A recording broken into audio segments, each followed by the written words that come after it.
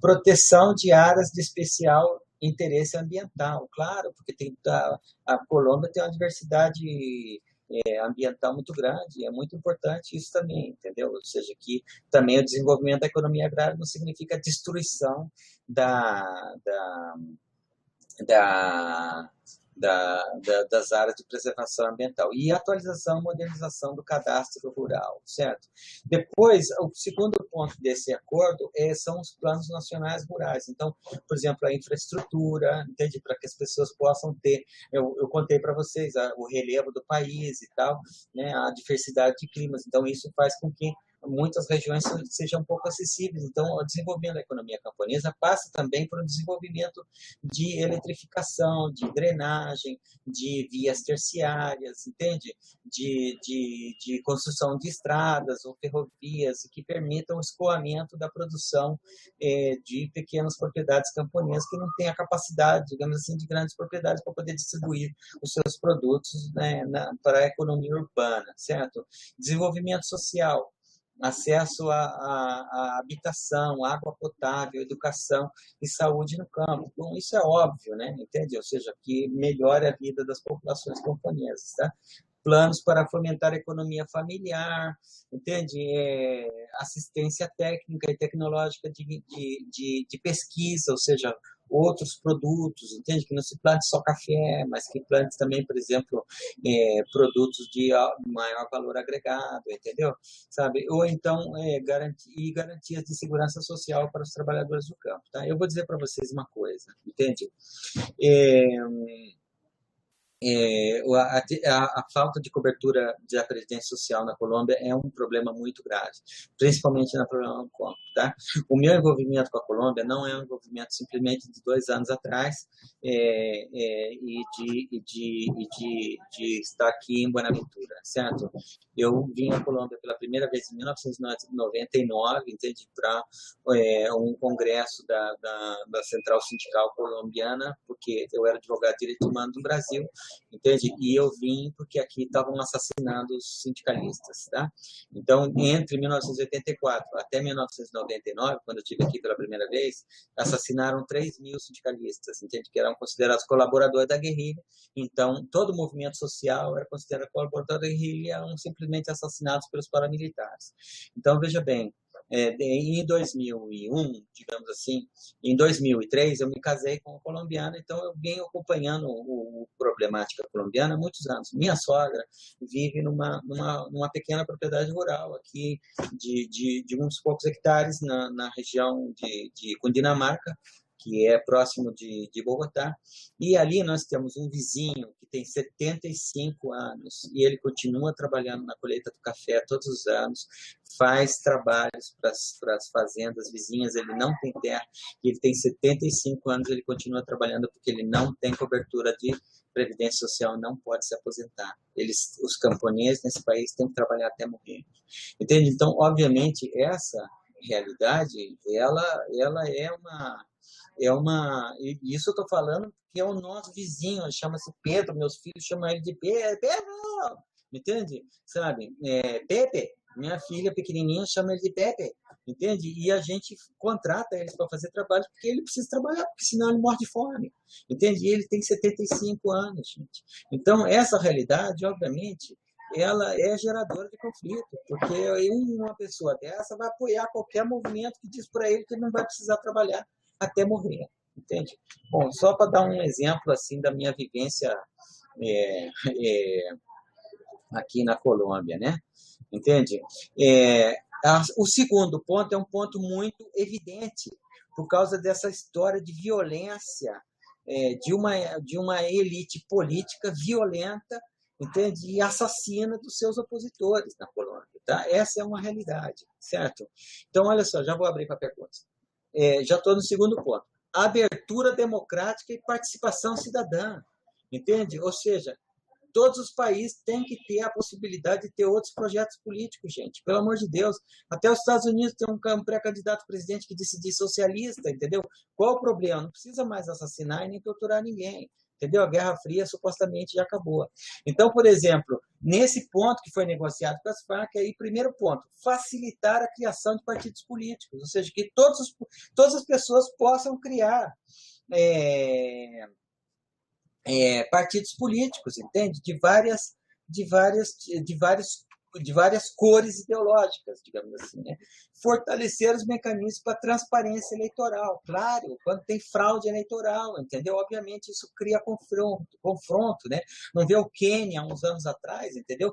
1.000 mortos e 600 mil deslocados por causa de uma fraude eleitoral, entende? Então, obviamente, a transparência do processo eleitoral é muito importante. Então, maior participação cidadã, transparência do processo eleitoral.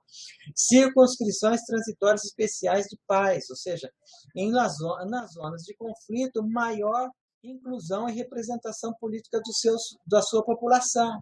Entende? Então, em geral, na América Latina, essa é a nossa realidade, entendeu? A democracia é uma farsa, porque só tem empresário ali, grandes fazendeiros, entendeu? Não tem representante do operariado, não tem representante da população camponesa, não tem representante do movimento sindical, não tem representante da juventude, não tem representante de ninguém, entende? Só quem tem muita grana que participa em política. Então, na Colômbia, então vamos fazer uma reforma eleitoral para criar uma democracia muito mais participativa. Então, a criação de circunscrições transitórias especiais, ou seja, é a representação da população local de determinadas zonas, entende? Então, se é uma zona que tem uma população camponesa muito grande, mesmo que você eleja um representante, digamos assim, comerciante da cidade, ele vai ser um comerciante que está muito mais próximo da sua população local e que vai representar os interesses daquela população local, entendeu? Ou seja, cada um escolhe quem quiser ser representante, mas tem que ser representante muito mais próximos da população local. Então, essas circunscrições territoriais, elas vão criar uma representação das regiões mais marginalizadas do país, entende? Garantias para a oposição política, definição do estatuto da oposição, entendeu? O Brasil não tem isso, entendeu? Não tem estatuto da oposição, entendeu? Sabe, a oposição, né? Por exemplo, aqui a oposição tem sido exterminada fisicamente, a UP, o M19, os liberais no começo do século, entendeu? Então, a prática da violência contra a oposição, entende? Eles vão tentar erradicar a prática digamos assim, da disputa política através do fuzil, entende? O gatilho fácil que tem resolvido as diferenças ideológicas aqui na Colômbia e não o voto, entendeu? Então, isso realmente aí a garantias de proteção física da oposição, né? Então, ações para fortalecer e dar garantias aos movimentos e organizações sociais, assim como a mobilização e o protesto, entende? Ou seja, protestar não pode ser crime, entende? Né? Tem coisas óbvias, entendeu? Mas, infelizmente, na América Latina, a gente tem que repensar coisas óbvias, entende? Bom, fortalecimento dos meios de comunicação comunitários e instituições regionais, gente. Isso me parece uma lição muito importante, entendeu? Ou seja, dar espaço nos meios de comunicação para também outras tendências políticas, e não só aquelas que são dominantes, né? Entende? E isso tudo, qual é o objetivo? Objetivo muito importante, escrito no acordo de paz. Entende? Rompimento do vínculo entre política e armas. Ou seja, que ninguém tenha que utilizar as armas para promover ou silenciar uma causa política. Entende? Ou de quem tem deixado de transitar para a política. Entende? Ninguém que, por causa das suas ideias, tem que ser vítima de violência. Entende? Ou seja, coisas realmente muito do espírito democrático, completamente, digamos assim, democrático, ou seja, uma coisa que não ameaça ninguém, não é nenhuma revolução, não é nada de outro mundo, entendeu? Mas é uma coisa muito simples para criar uma sociedade mais democrática, entendeu? E a criação de um sistema integral de segurança para o exercício da política e garantias de segurança para os líderes de organizações, movimentos sociais, defensores de direitos humanos, defensores de determinados setores sociais, por exemplo, campesinato, trabalhadores, juventude, mulheres, entende? Por que não? Entende? Criar um partido, na Colômbia, a partir dos acordos de paz, você vai poder criar um partido de mulheres, por exemplo, entendeu? Um partido para a juventude, ou uma pessoa que vai, entende? Ou um partido LGBTI, entende? Sabe? Todas as tendências políticas têm que estar representados. Bom, agora eu vou entrar num ponto que é um pouco complicado, tá? Que é o ponto de cessar fogo bilateral e definitivo. Eles foram... Oi, nós estamos com problema de tempo, né? Não, não te preocupe, tá super interessante. Eu só quero já aproveitar, porque vieram umas Fazer umas perguntas perguntas. bem interessantes, né? E até de uma Tá, certa forma responder um pouquinho aquilo que eu tinha te perguntado. Eu acho que agora tá. que vai a minha pergunta, né? Quais são as concessões reais da Colômbia? Porque até aí tá uma carta de boas intenções, né? Ai, Só... desculpa. Realmente você fez essa pergunta e eu E ainda você não vai entrar respondi. nela agora, nesse próximo É. tópico. Então, E olha só. o Sim. Martim Ortiz, que é nosso colega lá do terceiro ano de Direito da USP, ele fez umas Aham, coisas aqui bem interessantes e que estão relacionadas com algumas coisas que você já falou, tá? Como ele não tem aham. microfone, eu vou deixar o pessoal até mesmo para ficar mais participativo, né, mais próximo, mesmo você estando na Colômbia, eu aqui em Brasília e as pessoas em outros locais, para a gente ficar um pouquinho mais interativo aqui, né? O processo ficar Tá, mais interativo. Olha só, tá. além dos assassinatos mencionados pelo senhor, de políticos oriundos dos movimentos guerrilheiros pela direita, há e havia outras travas institucionais para que os movimentos de esquerda colombianos se vissem possibilitados de participar da disputa ideológica por vias políticas mais legítimas e institucionais, largando essas táticas de guerrilha. Existiam outros modos aí para essa luta que não... Claro, existia sim, claro.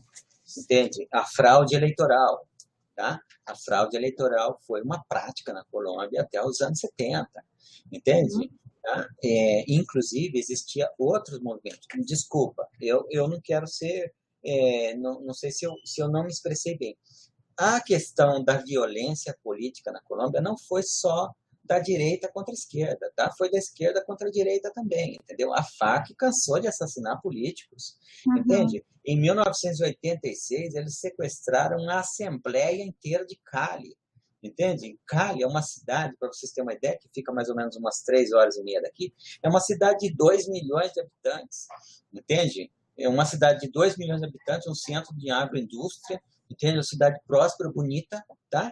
E eles sequestraram toda a Assembleia do Departamento de Valle del Cauca, entende? Que é esse aqui, tá? Ou seja, sequestraram todos os deputados da Assembleia Estadual, entende? E levaram para a selva, tá?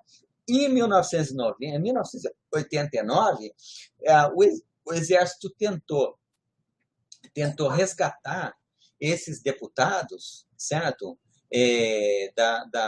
Do sequestro, conseguiu localizar onde eles estavam sequestrados, onde era o acampamento, e tentou um operativo para resgatar os deputados da Assembleia Departamental do Vale do Cauca, né? Que é esse departamento aqui. E no operativo, as FARC localizaram que vinha um operativo de resgate. E todos os deputados foram assassinados.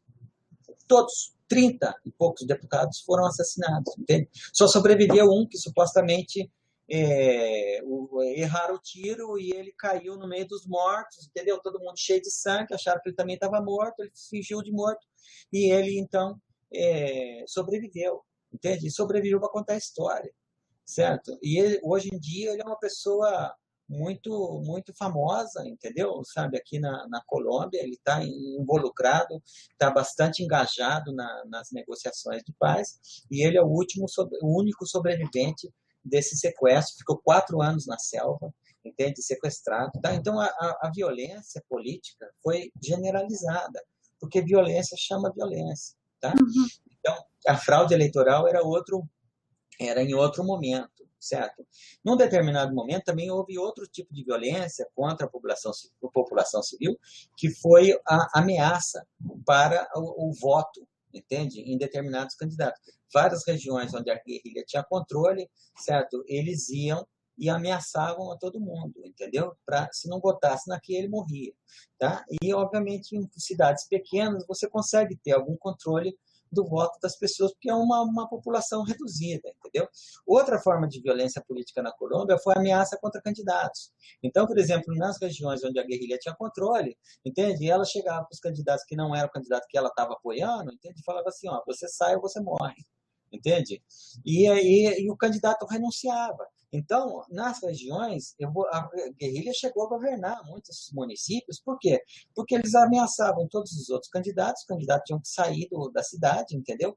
E o povo não tinha que votar, tinha que votar naquele que a guerrilha indicava, entendeu? Então, eles tinham várias Mais prefeituras, eles chegaram... famoso, o caso mais famoso foi aquele da Ingrid Betancourt, né?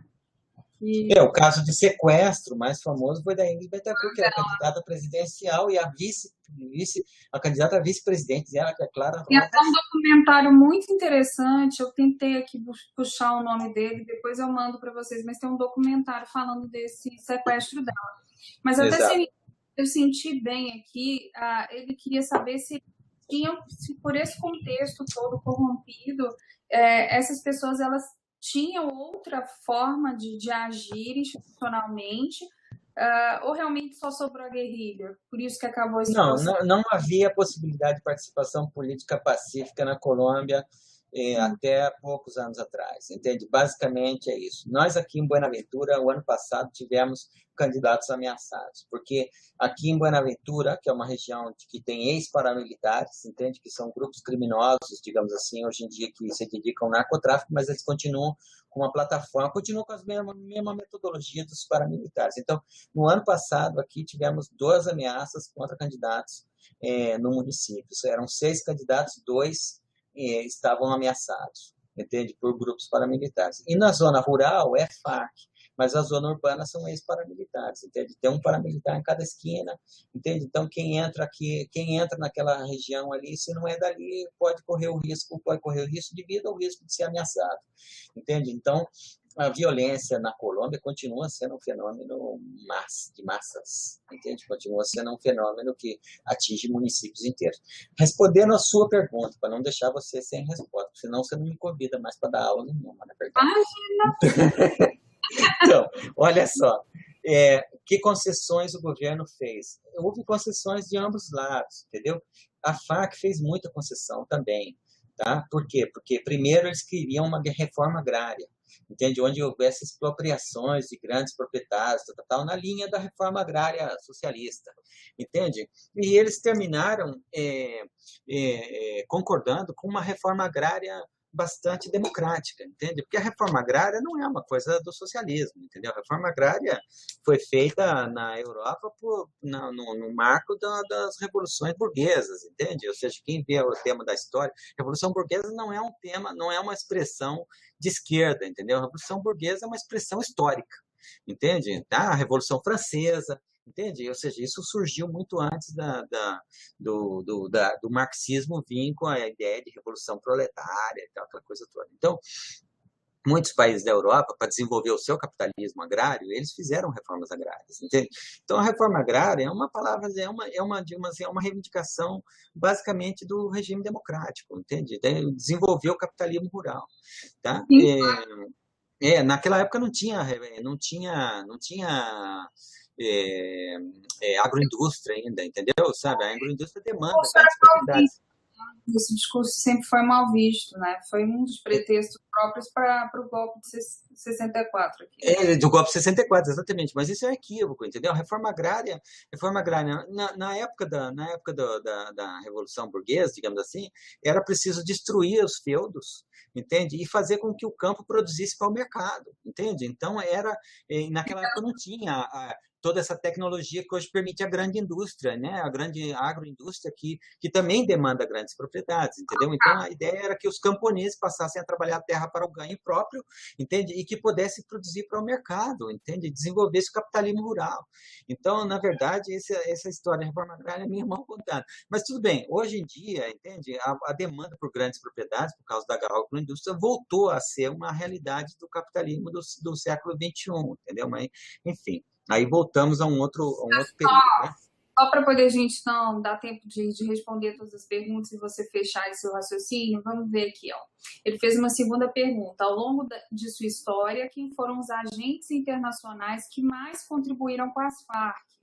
Houve alguma ajuda soviética no período da Guerra Fria?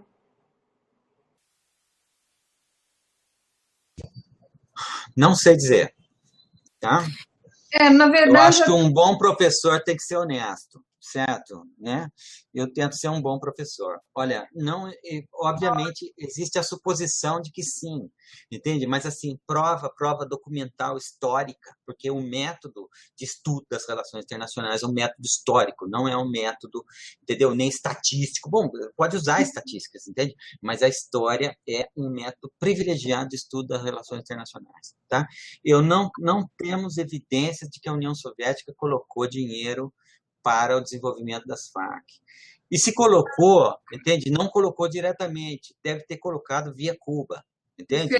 Tá? E isso sim, eu vou dizer para vocês, assista no YouTube a Conferência Interamericana do ano 2000 em Panamá, entende? Porque eu assistia ela ao vivo, porque eu morava no Panamá na época, trabalhava lá, entende? E eu assistia ao vivo e eu vi o Fidel Castro falando assim, eu vou dizer para você, nós apoiamos, treinamos, entende? Ele admitiu publicamente, né? Isso para mim é uma evidência histórica, obviamente, porque foi público e notório, entendeu? De que Cuba apoiou as guerrilhas latino-americanas. Ele não mencionou a FARC, ele mencionou a guerrilha de El Salvador, do Frente Farabundo Martí de Libertação Nacional.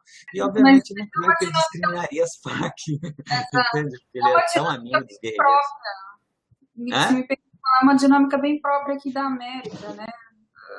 Não, e também teria sido uma provocação muito grande contra os Estados Unidos, entendeu? Um escândalo internacional. Então, realmente, eles preferiram, digamos assim, financiar Cuba e Cuba, entendeu? Então, aí, nesse período, obviamente, teve, né, transferência de tecnologia através de coisas. A Farc, depois, quando a Farc começou a se envolver com o narcotráfico, né, a Farc contratou gente, entendeu? Aqui foram presos em 2001, foram presos 2 irlandeses que estavam ensinando os Farc a fazer bomba caseira, porque eles eram do IRA, entende? E eles sabiam fazer bomba caseira, então eles contratavam tecnologia, entendeu? Sabe? Aí não tem problema nenhum, né? Então eles tiveram toda essa vinculação com outros grupos armados, entendeu? Sabe? E eles contratavam, porque já era um período já de mercenários, né? Entende? Então, realmente, não temos evidência histórica que a União Soviética diretamente apoiou as Farc, não temos essa evidência, entende? Mas eu acredito que tenha havido apoios indiretos via Cuba ou via, digamos assim, outros grupos guerrilheiros, né, no mundo, entendeu? Que tenham apoiado as Farc, tá? Concessões houveram de ambos os lados, tá? Ou seja, existem um processo de paz é um processo de concessões, entende? Né? Então há um processo de concessões do governo colombiano para determinadas populações que as Farc dizem representar, sim. Há um processo de grandes concessões, entende? Mas não são nenhuma concessões, digamos assim, que compromete nem a estrutura econômica, nem o sistema, digamos assim, a Constituição colombiana. A Constituição colombiana não vai mudar. Na verdade, já tinha um problema forte de governabilidade, né? Então... Já tinha um problema forte de governabilidade, entendeu? E a pacificação da política colombiana, eu acho que é o interesse do país, não é o interesse das Farc, entendeu? Então, é uma oportunidade para o país, né? De dar garantias de segurança, deixar as armas e criar um exercício da política de forma pacífica no país. Olha só, tem mais uma pergunta do Ortiz. A terceira, ele pergunta: como o senhor acredita que será o respaldo da população em relação ao acordo? Quer dizer, as pessoas estão otimistas e tem a possibilidade realmente nesse plebiscito ter um sim, né, para o acordo, ou é possível que seja rejeitado? Eu acredito que o sim é possível sim vencer, tá? Mas realmente existe uma parcela importante da população que vai votar pelo não, tá?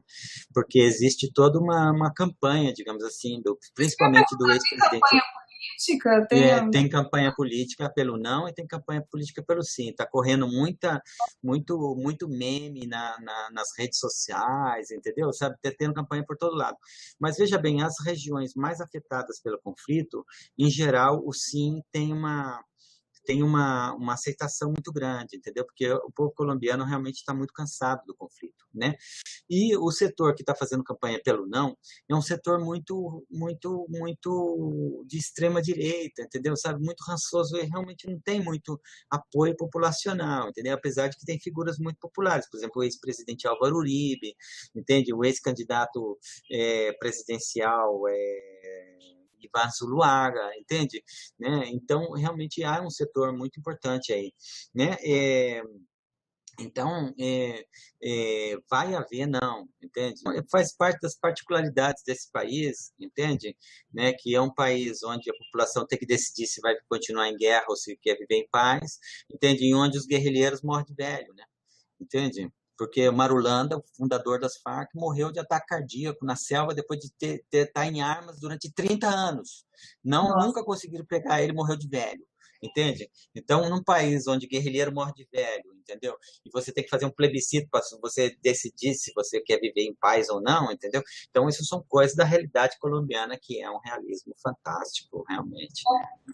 Olha só, a Amanda Faria, lá de Belo Horizonte, minha conterrânea, está querendo fazer uma pergunta. Amanda, posso abrir o microfone para você fazer diretamente para o professor? O Martim agradeceu aqui as suas respostas. Vou abrir, tá, Amanda? Obrigado.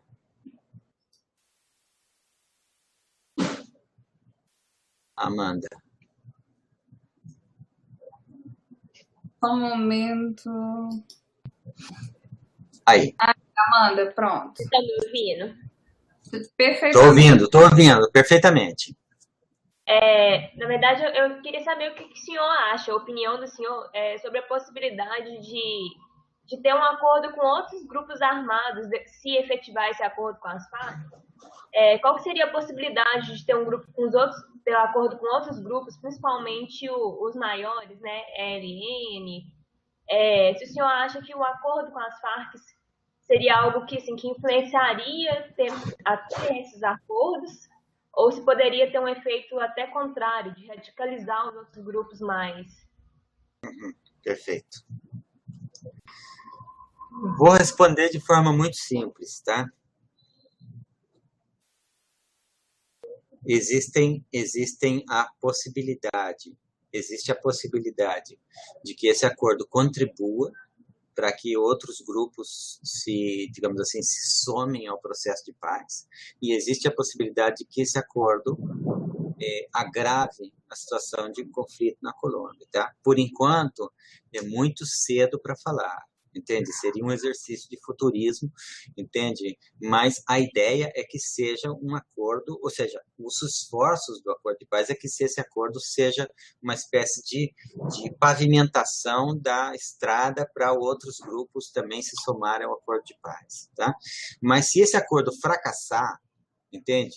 Então ele pode ter o efeito contrário, né? Porque você sabe, né? A história não é matemática, entende? O curso da história pode tomar diferentes direções de acordo aos acontecimentos, tá? Por isso é que esse acordo é um acordo muito detalhado, é um dos melhores acordos de paz que eu já vi na minha vida, certo? Eu participei do acordo de paz, ou seja, eu vivi, digamos assim, no período da separação do Sudão do Norte e do Sudão do Sul, entende? Eu vi esse acordo de paz, eu vi o acordo de paz do Sul do Quirguistão, né, nos anos entre 2012 e 2015, que eu trabalhei na Ásia Central, e esse não tem nada a ver com a tecnologia, digamos assim, com a técnica afinada de construção de paz desse acordo, certo?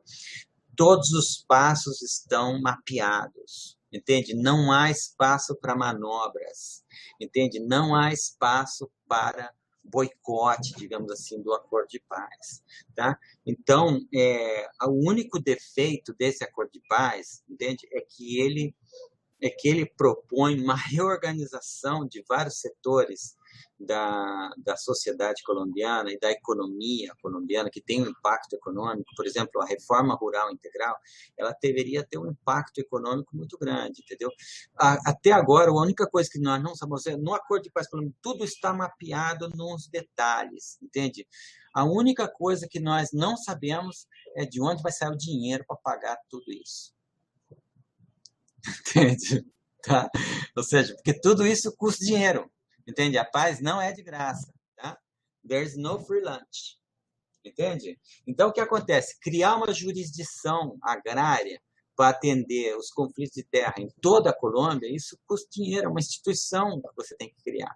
Né? Reintegrar 8.000 combatentes, entende? Que não sabe fazer outra coisa, a não ser carregar um fuzil, né? Isso tudo tem um custo, entende? Dá benefícios. Exército, Wellington. Pois é, mas eles não contemplaram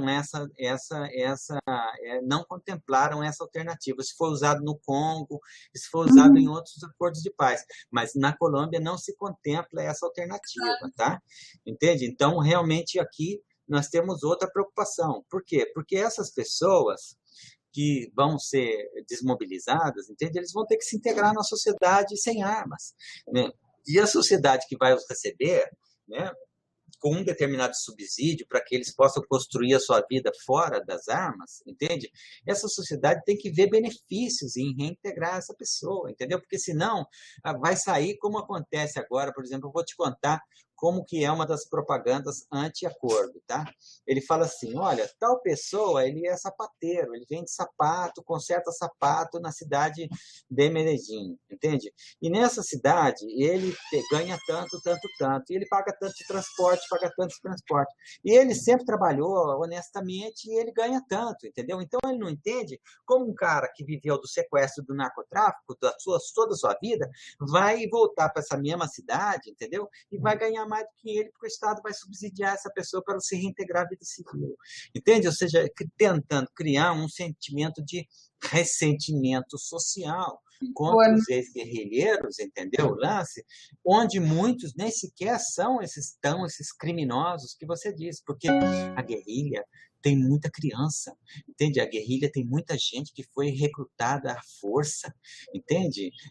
Vocês não têm ideia do quão criminosa é as Forças Armadas Revolucionárias da Colômbia, entendeu? A maioria dos ex-guerrilheiros tem uma porção de vítima, entende? Muito grande também, sabe? Então, é muito difícil você lidar com esse processo de reconciliação onde você tem uma vítima vitimário, entende? Onde você tem um criminoso que também é vítima de um crime, entende? Porque muita gente foi levada para a guerrilha aos 11, 12, 13 anos, entende? Quando eles eram camponeses, tá? E eu vou ler para vocês um relato aqui, entende, de uma ex-guerrilheira, certo? Para vocês verem que isso aqui é um processo de paz, é um processo super complexo, entende? Onde se você não tem uma sociedade preparada para você lidar com esse processo, entende? É um processo de organização da cabeça das pessoas, entendeu? Porque existe muita dor, existe muita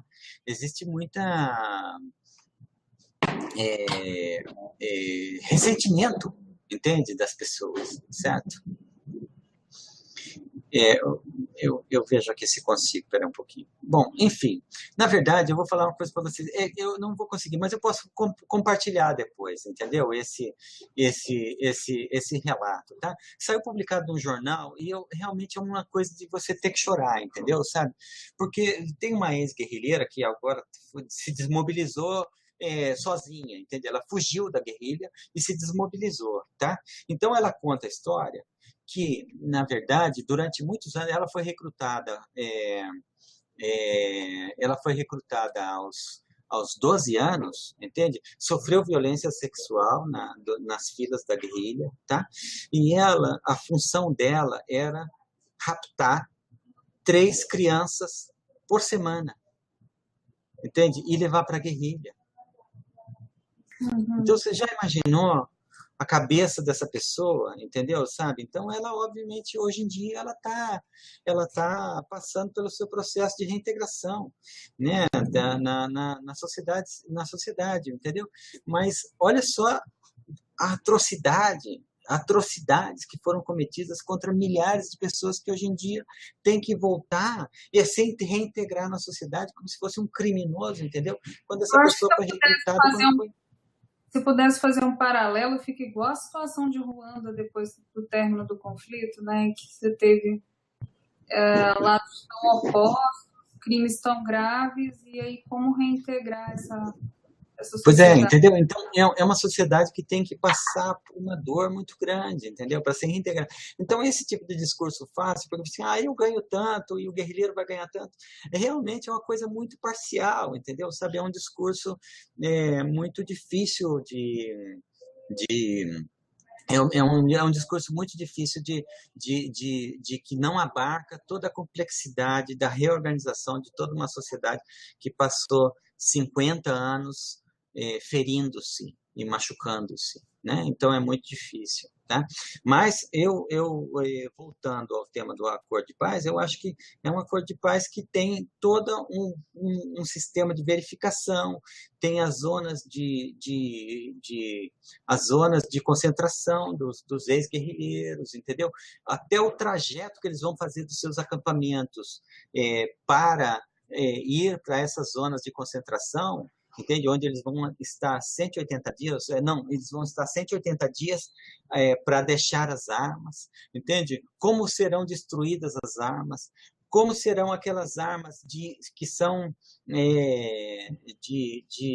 perigosas, digamos assim, que são voláteis, entende? Como, por exemplo, minas antipessoais, fabricadas de forma artesanal, entende? Como você vai fazer com cilindros, por exemplo, a guerrilha utilizou durante muitos anos cilindros, onde eles pegavam cilindros de gás, desses gás industrial, assim, desses de 1 metro, entende? E enchia aquilo ali de pedra, caco de vidro, excrementos humanos, entendeu? Sabe? E pólvora, e esses cilindros eles jogavam, entendeu?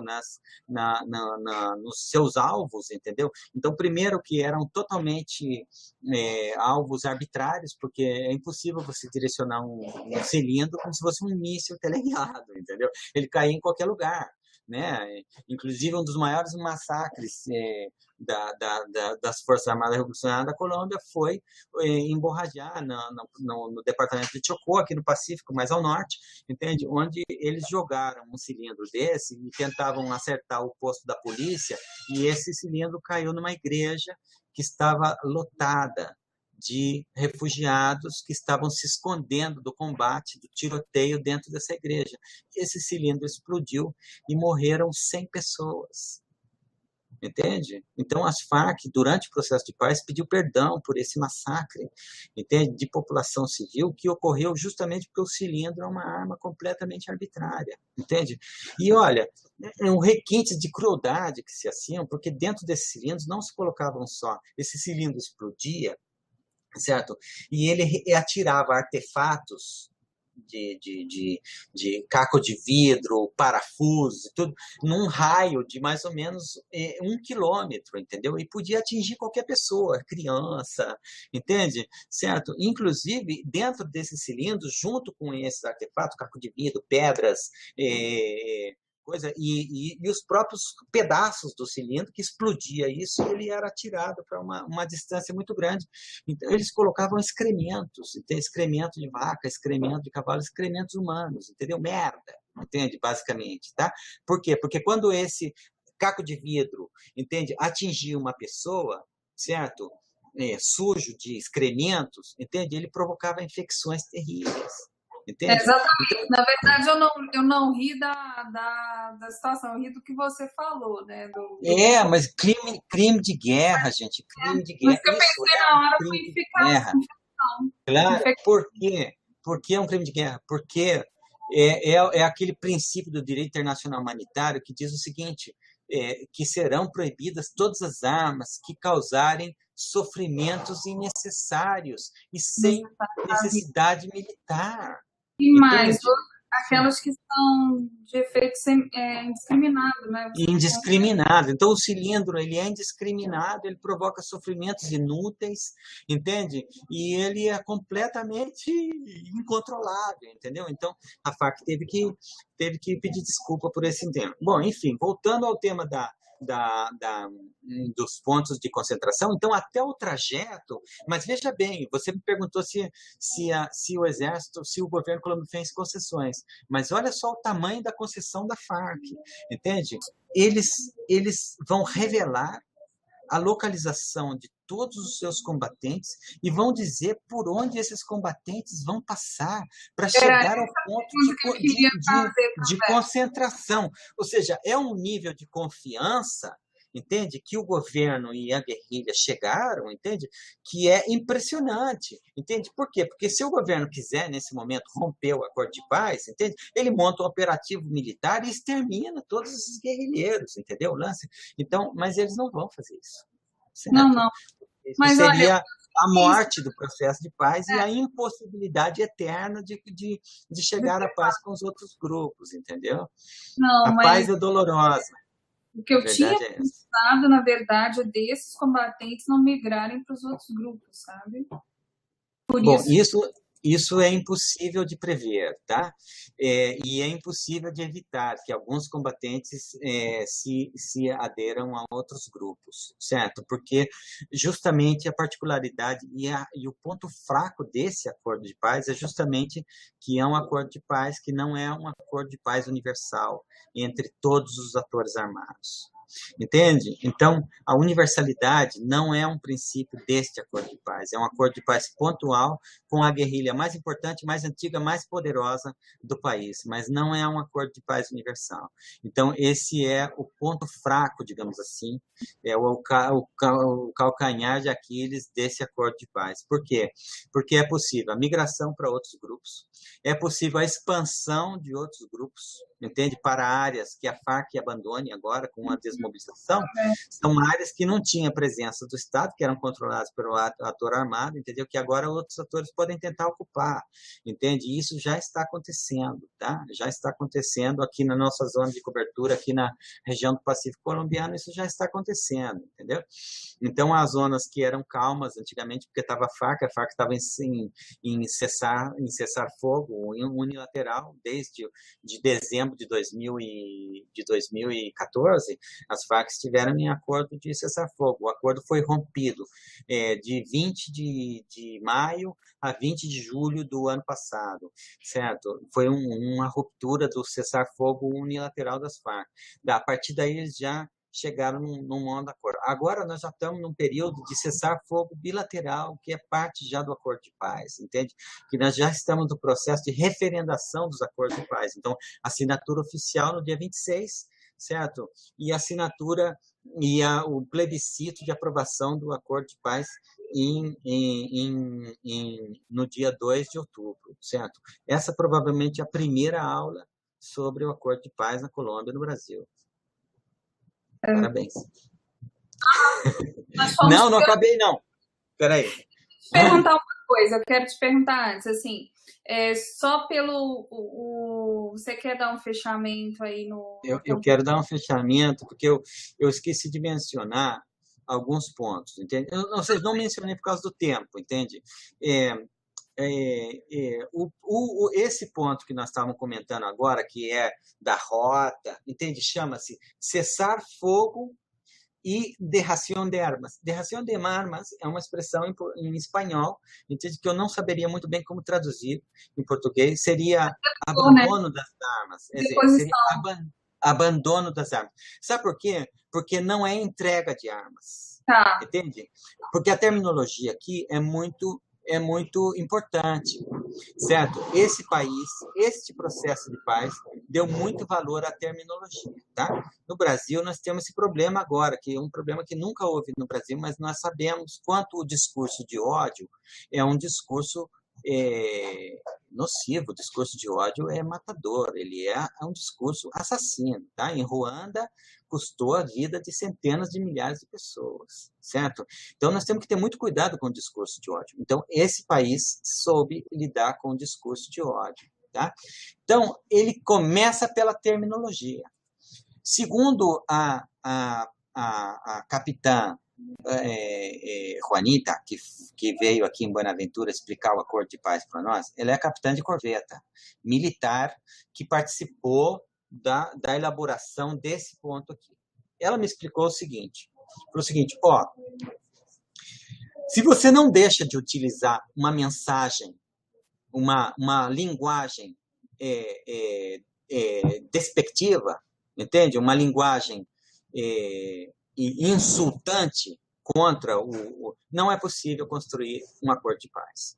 Então, nós pensamos, às vezes, uma expressão terminológica durou dias discutindo qual seria. Então, abandono das armas, que seria derração de armas, alguém pode sugerir uma tradução melhor, obviamente, não tem nenhum problema com isso, entende? Mas a expressão espanhola é derração de armas. Por que não é entrega de armas, entende? Porque as partes dizem, não, nós estamos conversando a paz, não é porque nós estamos derrotados, é porque nós queremos a paz. Era isso entende? que eu ia nós não perdemos a guerra. E o governo também não perdeu a guerra. Não é um acordo entre vencedores e derrotados. É um acordo entre duas partes armadas que conscientemente se sentam na mesa e falam assim, não queremos mais guerra, queremos paz. Entende? Exato. Porque o meu ponto é, o que fez as Farc chegar a essa conclusão?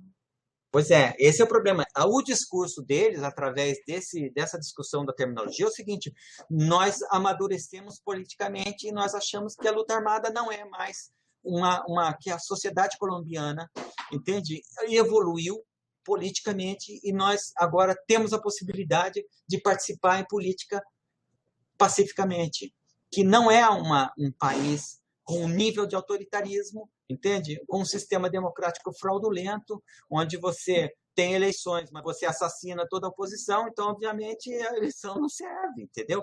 Sabe? Então, é um amadurecimento histórico da sociedade colombiana, da classe política colombiana, que vai permitir a participação política democrática e reformas sociais para eliminar as causas que geram, digamos assim, a política em armas no país. Entende?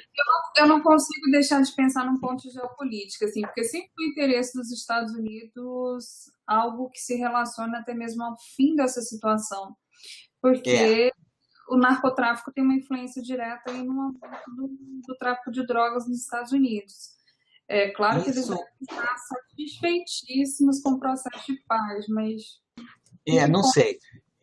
Não sei. O que eu sei é que desde o ano 2000, entende? Desde o ano 2000, a partir do ano 2002, sobretudo, até agora, existiu um plano de ajuda econômica multimilionário dos Estados Unidos à Colômbia, que um dos seus objetivos não era só combater a luta armada, senão que também combateu o narcotráfico, que é o famoso chamado Plano Colômbia. Tá? O Plano Colômbia foi muito eficiente no sentido de reduzir as capacidades militares da Colômbia, das guerrilhas, mas ele fracassou num ponto muito fundamental, dos seus pontos centrais, que foi justamente o narcotráfico. Entende? O Plano Colômbia, hoje em dia, a Agência das Nações Unidas para a Drogas e o Crime, no mês passado, publicou um informe, que vocês podem procurar na internet, o NODC, Colômbia, publicou seu informe sobre o aumento, sobre a quantidade de culturas ilícitas, entende? No campo colombiano. E hoje em dia existe mais cultivo de coca na Colômbia do que tinha quando começou o Plano Colômbia no ano 2002. Entende? Então a Colômbia é mais produtor de coca hoje em dia do que era quando começou o Plano Colômbia. Então o que significa isso? Que nesse ponto específico o Plano Colômbia fracassou retumbantemente, tá? Ou seja, a Colômbia não tem menos cocaína hoje em dia, ela tem muito mais cocaína hoje em dia. Tá? Então, um dos planos, segundo dizem aqui as más línguas que se escuta pelos corredores, que eu não posso dizer, entende, se é verdade ou não, a Colômbia parece que vai legalizar a maconha, entende? Ela vai entrar numa política de legalização das drogas leves para poder combater o narcotráfico, entende?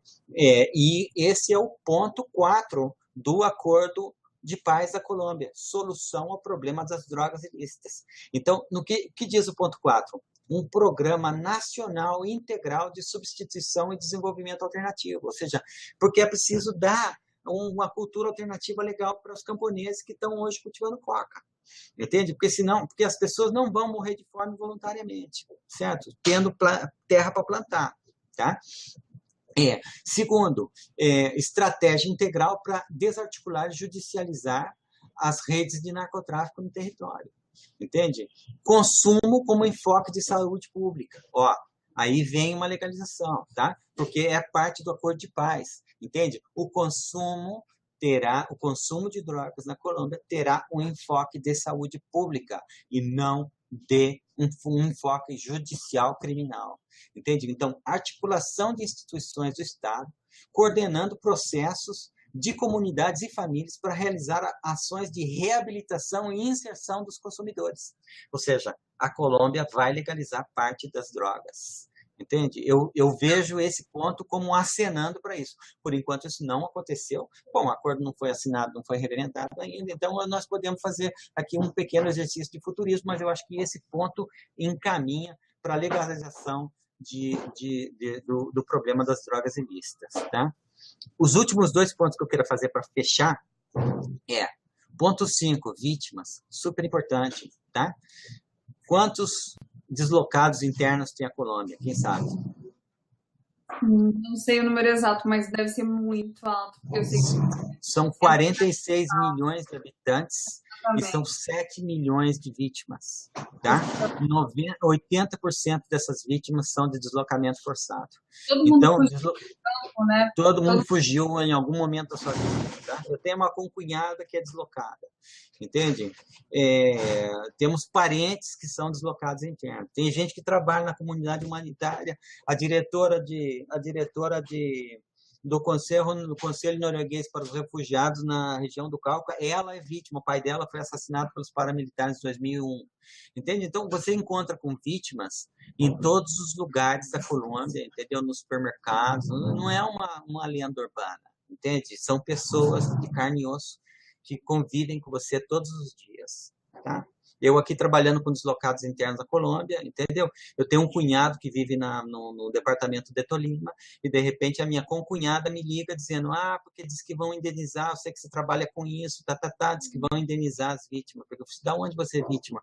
Eu falei assim, nós somos vítimas, deslocados internos, entendeu? Nós fugimos de tal região, por você, fiquei sabendo que a minha concunhada, que eu nunca tinha imaginado, ela está no registro de vítimas, entendeu? E aqui no nosso escritório, nosso oficial de programa também foi deslocada interna quando ela era criança, entende? E ela está no registro de vítimas, ou seja, são 7 milhões de vítimas, né? Num país de 46 mil habitantes, ou seja, quase 30% da população é vítima. Tá? Então, o sistema integral de justiça, de verdade, justiça, reparação e não repetição, uma originalidade do processo de paz colombiano. Aqui não existe comissão da verdade, entende? Não só existe comissão da verdade, existe a justiça transicional, que se fala muito, entendeu?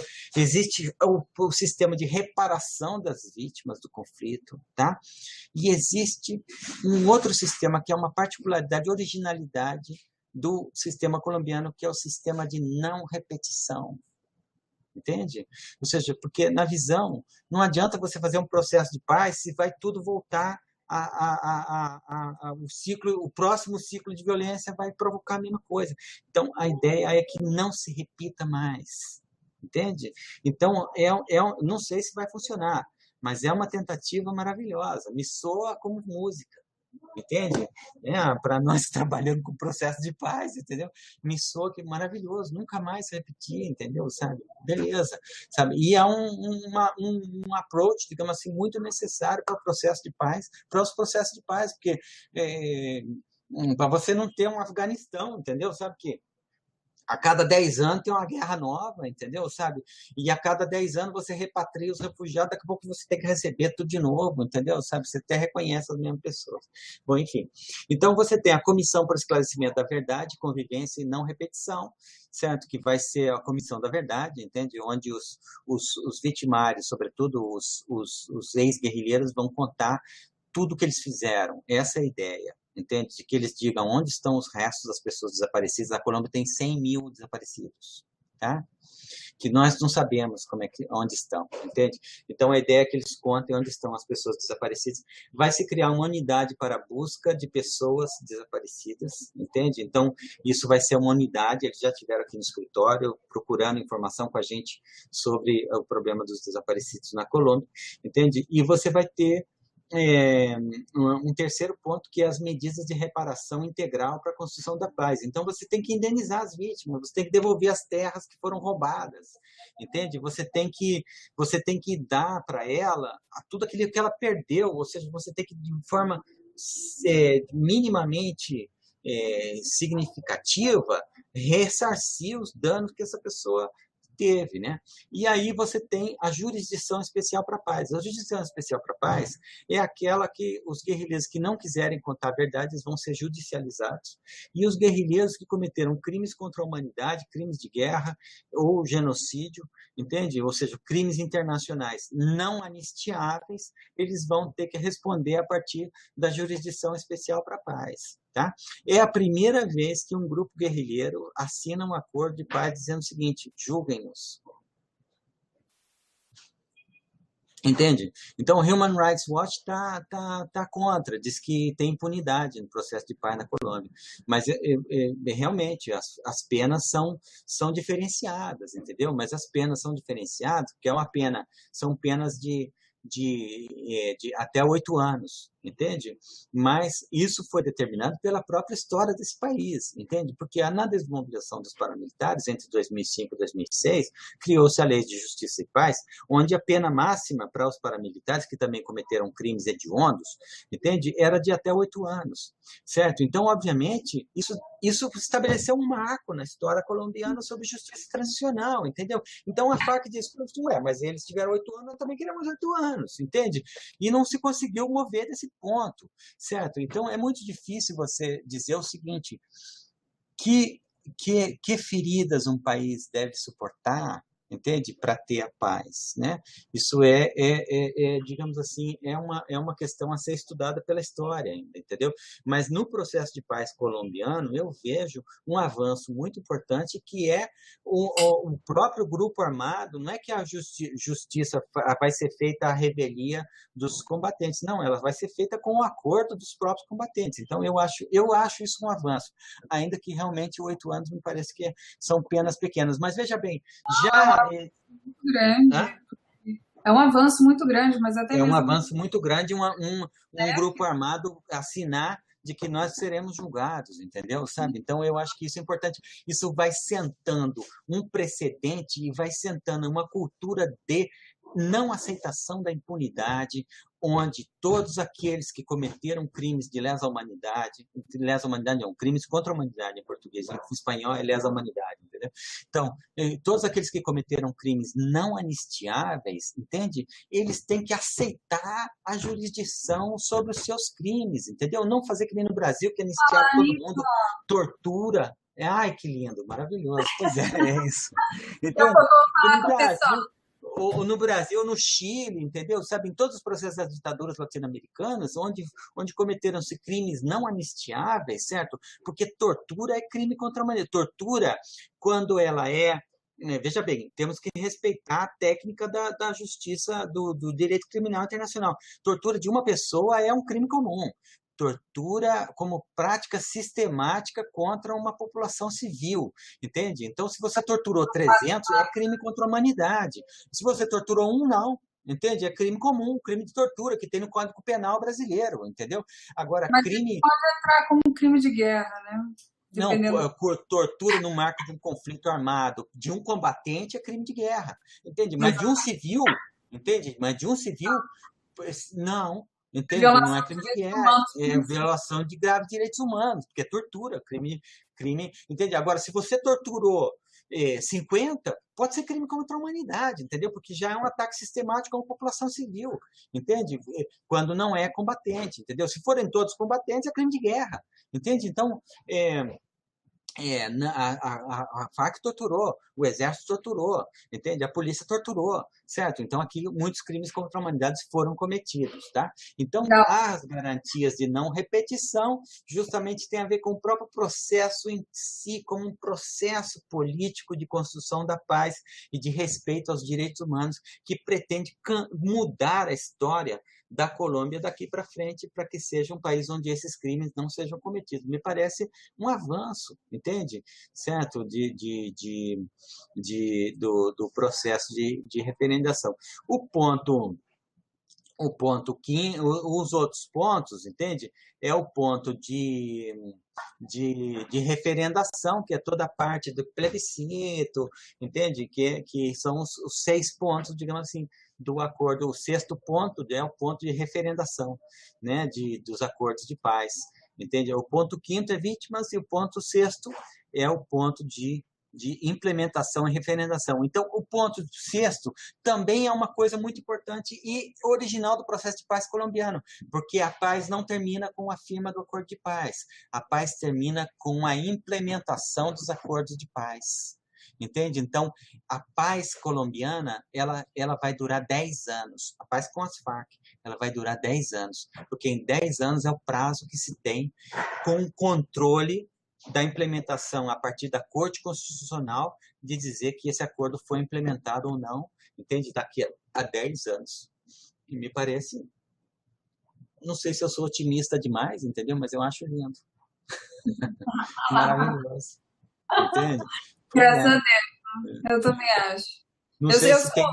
sonhadora, mas eu acredito que é possível, né? não, eu não estou, ou seja, como você disse, eu não estou tão otimista, não, eu estou muito otimista, mas eu estou otimista realista, entendeu? O realismo aqui é fantástico, por que eu não posso ser otimista realista? Não é? Entende? Não é?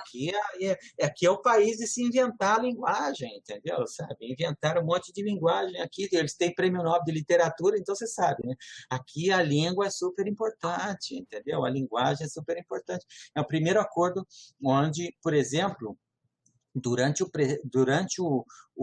período de desarmamento, que são 180 dias, certo? Se algum ex-combatente cometer um ato de violência sexual, entende? É uma violação do cessar-fogo, entende? Nossa. Me parece isso maravilhoso. Uma grande conquista das mulheres, da luta que nós temos todos os dias para que as mulheres não sejam alvo de troféu de guerra nos conflitos armados.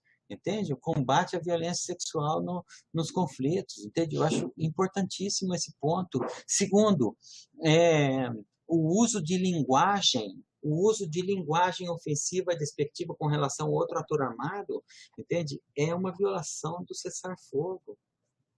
Entende? Me parece maravilhoso. Ou seja, não é perfeito. Nenhuma paz é perfeita. Nenhuma paz desmobiliza 100% dos combatentes. Tá? Os processos de paz considerados mais bem-sucedidos desmobilizaram 90% dos combatentes. Sempre tem um 10% que vai continuar em armas, entende? Mas eu acho que esse processo é um processo que reflete o desenvolvimento da civilização humana, entende? A valorização da mulher, né, como um ser a ser protegido nos conflitos armados, entendeu? A valorização das crianças como pessoas a serem protegidas nos conflitos armados, entendeu? A não anistia dos crimes contra a humanidade, entende? Ou seja, tem coisas muito importantes aí, que o acordo sobre vítimas, por exemplo. Você sabe que teve muitos acordos de paz que simplesmente ignoraram as vítimas, entende? Não tinha vítima, a vítima não existia no acordo de paz, entende? Então, um acordo que tenha 6 pontos e um desses pontos seja o ponto sobre vítimas, de como reparar as vítimas, como que as vítimas vão ser ressarcidas, como se garantirá às vítimas a não repetição desses crimes. Eu acho isso muito bonito, entende? Eu acho que é um acordo de paz que, por enquanto, é o acordo de paz. Se ele triunfar, é o acordo de paz mais avançado que se firmou no mundo, entende? E ele tem ele merece ser estudado, entende? Merece ser estudado, e o seu desenvolvimento daqui para frente, nos próximos 10 anos, vai fazer história, com certeza. Ótimo. Pessoal, alguém quer fazer mais alguma pergunta? Já estamos aqui para encerrar. Bom, acho que não, né? Foi não, Jerry, não. Não? Então tá bom. Já perguntamos bastante, né? Eu acho que foi, nossa, a gente fez quase uma pós-graduação aqui em Colômbia. Foi fantástico. Eu quero agradecer seus conhecimentos, sua generosidade em dividir conhecimento, porque tem gente que tem conhecimento e não tem a generosidade de partilhar com as outras pessoas, né? Eu acho que isso é inigualável para quem está estudando, né? Você está aí na Colômbia, conhece a fundo o processo e pode dizer para a gente realmente o que está acontecendo e com um olhar extremamente técnico. Então, foi lindo, né? Foi lindo. Eu adoro poder contar com a sua ajuda. E, assim, espero que essa iniciativa cresça e que você participe muito mais. Pessoal, eu já tinha mostrado aqui, peraí, deixa eu pôr direitinho na reta da câmera. Opa! Esse livro aqui é do Wellington, foi a tese de doutorado dele, tá? Crimes contra a Humanidade, do Holocausto à Primavera Árabe. Meu tá autografado, viu, pessoal? Vocês podem comprar quando ele vier ao Brasil, aqui em Brasília, ele autografa. Tô pensando em assim, eu vou avisar para a gente, quiser fazer uma aula presencial, você sabe, né, Blenda? Tudo que você pedir, eu tô... que bom. Tudo que você pedir, eu tô aí, entende? Tá bom? Graças a Deus. Obrigado pela oportunidade de compartilhar tudo isso, é muito importante, é uma experiência muito importante também para mim, pessoalmente, e é a primeira vez que eu compartilho as minhas impressões sobre o processo de paz na Colômbia, e eu acho que foi uma oportunidade também, aprendi bastante respondendo as perguntas de vocês, muito perspicazes, e eu gostei muito de participar. Muito obrigado. Blenda, conte comigo quando você quiser. Obrigada. Pessoal, deixa eu só mostrar aqui, olha. As próximas palestras, vai ter mais uma. O Wellington vai falar para a gente sobre vai falar para a gente sobre a tese dele, tá? E vocês entrem lá no site que vai ter o cronograma. Eu vou colocar outros colegas da ONU também, que vão dar outras palestras sobre outros temas. A ideia, como eu falei, não é só contribuir em termos de conhecimento, mas é contribuir em termos de visão. Olha, a ONU tem UNV, tem um voluntariado, né? Exato. E quando você está se formando, você quer ter uma experiência que vai ser ímpar para a sua vida, muitas das pessoas não sabem, né, sobre a possibilidade do voluntariado na ONU. E, assim, é um excelente currículo que você vai adquirir, fora a experiência prática. Então, assim, há vários horizontes, né? A nossa ideia é alargar os horizontes, especialmente responder para muitas coisas que os alunos me pedem no Facebook. Nossa, Blenda, eu estou formando, eu estou perdido, por favor, me orienta. E todo mundo passa por esse tipo de insegurança, né? Só que nem sempre vai ter alguém com a generosidade para dividir o que aprendeu na vida. E a nossa ideia é fazer isso aqui, né? A Jerry está contando aí que ela está se formando, que é exatamente essa situação. Então, entra lá no nosso site, eu vou colocar essa semana aí as datas das próximas palestras, tá? Muito obrigada pelo vídeo, Wellington, muito obrigada. Obrigado para vocês. Excelente noite aí. Tá bom, um abração para vocês. Tchau. Tchau.